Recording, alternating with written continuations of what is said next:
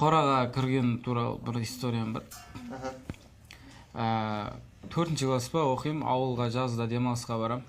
Сөйтіп, ондай күндіз жаңағыдай күн ыстықта далада ойнап жүре бересің, сын кешкісін ғой. Короче, әжем айтады, сиыр туайын деп жүреді, осы 1-2 күнде дейді.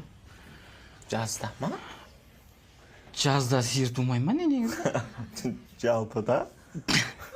Енді оны білмеймін қай уақытта көтерген.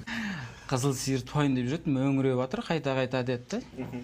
Еще ана ауылға андай түнде ұйықтап жатсаң кеп датыбы андай ауыл, шүйберлер келіп, ауылдың шет жақындағы үйлердің бәріне кіріп, ауылдың ішіне дейін кіріп, тауық қоралардан тауықтарды жеп кетіп, қойларды талап кетіп дейтін сияқты. Кішігірім дәстүр ауыл еді ғой жаңағыдай. Шүйберлер бар ма? Шүйберлер кәдімгі ұлыйды еще. Күніге кеш батады, сразу ұлып бастайды, короче. Бәрі үлкен, андай алабай иттер асырайды ғой ауылда.